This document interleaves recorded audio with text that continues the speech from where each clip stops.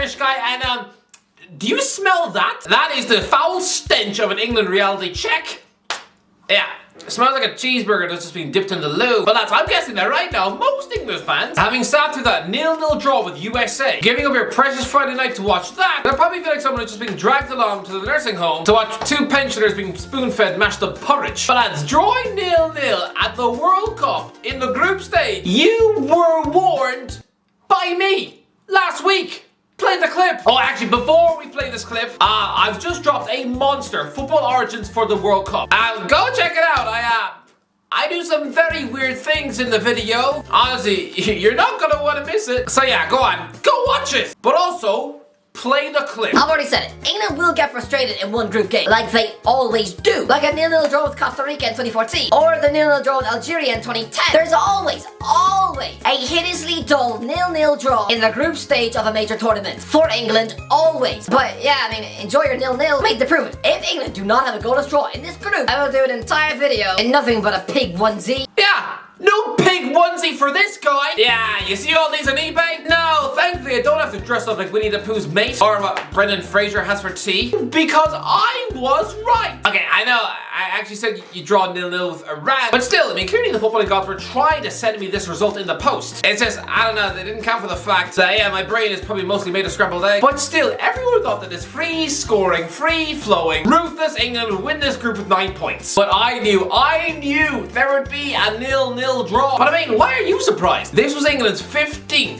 0-0 at a major tournament. 15! I'm sorry. I mean, yeah, that's a stat which would probably make Sam Allardyce weak at the knees. I mean, to him, that sounds about as delicious as being offered an entire wedding cake for tea. But to English fans, this statistic is utter rubbish. And lads, I knew as soon as the full-time whistle went, oh, there would be booze! More booze than in an episode of Casper the Friendly Ghost. You know, cause he says boo. It's a weak joke. I mean, just like how England were booed off the pitch after a 0-0 with Scotland last summer, or how about that 0-0 draw with Algeria in 2010? And it's just back then, England had a fiery Wayne Rooney in the team. And honestly, in that hot, humid African heat, that guy was honestly about as grumpy as Shrek on a diet. And yeah, he screamed back to the fans in the camera. Yeah, they wouldn't really expect someone like Mason Mount to have the backbone to do something similar last night. Now, he looks like someone who, if England fans slagged him off, he'd probably just spend the night crying down his phone to his mum. By the way, I also said that Phil Foden would flop at this tournament because Southgate doesn't know how to use him. Honestly, lads, even I'm getting scared now. When did I turn into some blind fortune teller? I mean, what next? Am I gonna predict that next week Southgate gets sacked for throwing poo at Gareth Bale? That probably won't happen, to be fair. But honestly, I feel like someone should probably relocate to go live in a caravan and get paid 20 quid to tell someone that their dead mum is having dinner with Elvis tonight. But listen, let's be honest.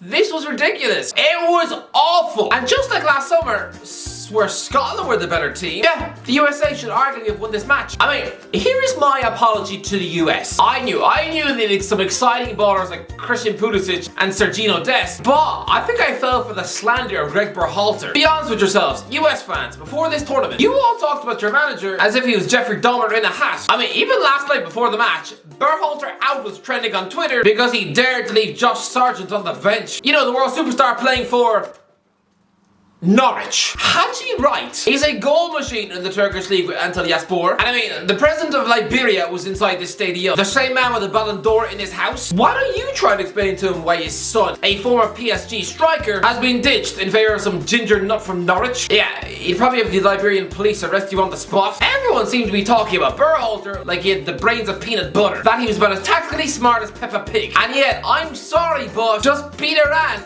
and they're in the next round. Last night, the USA looked good, mostly calm in possession. One or two sloppy passes aside, Christian Pulisic smacked the crossbar. There was utterly no fear. Tim Ream had a monster game at the back. Honestly, Harry Kane was up against a nearly 40-year-old Fulham centre half. Someone who has 2 relegations and 8 seasons in the championship under his belt. Kane should have eaten this guy like he was a chicken and egg baguette. I mean, Ream is just a bedraggled, unfashionable muffin of a defender who clearly makes horrible life decisions. Like 10 years ago when he cancelled his honeymoon to instead move to Bolton. Yeah, imagine informing your newlywed wife that you're swapping the bright lights of New York for a grimy, rainy town in Lancashire. Oh, she'd have probably attacked him with the bread knife. But instead, Harry Kane spent most of Friday night just stuffed in Ream's bready pocket. It was embarrassing. Southgate, you absolutely got this wrong. I mean, to be fair, at least he's no longer playing 5 at the back. I think if he lined up with 3 centre halves, then English fans might have actually smacked their teeth off the fridge. But there are still major issues. I mean, Gary Neville said he wanted Trent Alexander-Arnold in his team for the creativity. Well, come on, let's be honest.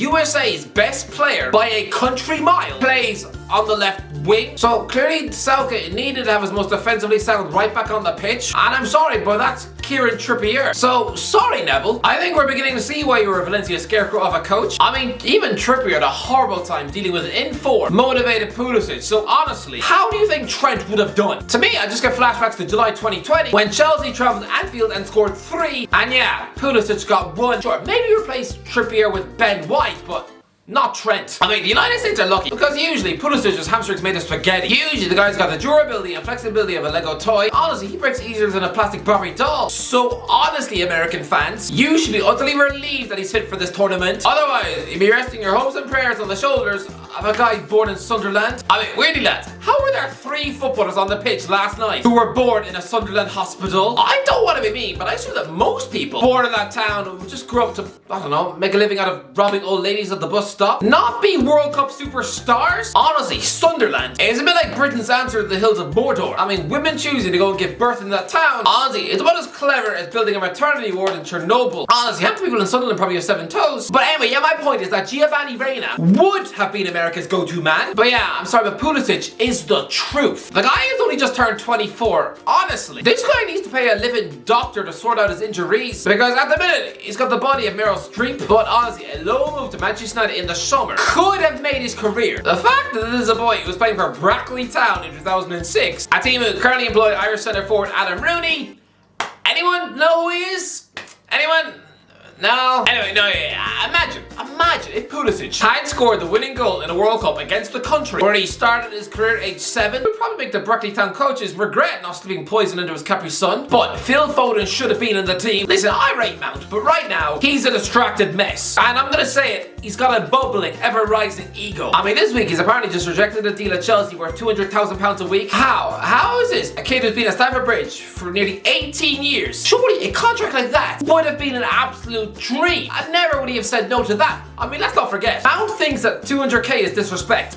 It's £50,000 more than Chelsea ever paid to either John Terry or Frank Lampard, and Mount is saying no? Nah, I'm sorry. Get Foden in the team as a number 10. He is true footballing class, who knows how to unpick a defense. I mean, how Southgate just refused to forgive this guy for sneaking off to a hotel room to play spin the bottle with a couple of Icelandic girls, and he who must not be named? Well, Gareth, get over it. Phil is not your wife. He's a Manchester City superstar who would start for every other country at a tournament. Yeah, even Brazil. Phil is this generation's Paul, an understated, gloriously gifted Mancunian, a generational world-class talent who other countries admire, and yet who English coaches just don't know how to use. Lads, Pep Guardiola is arguably the greatest managerial mind on the planet, and he dumped Raheem Sterling to fixate on picking Phil Foden every week, and yet this failed Middlesbrough coach thinks he knows better than Pep. I mean, considering nothing was working on the wings during this match, where there was the tactical flexibility to just go through the middle. For the last 20 minutes, Southgate should have had the bravery to switch to a 4-3-1-2, pack in the midfield of Jude Bellingham, Declan Rice and Jordan Henderson, and then play Foden behind the front two of Harry Kane and Callum Wilson. I mean, why not?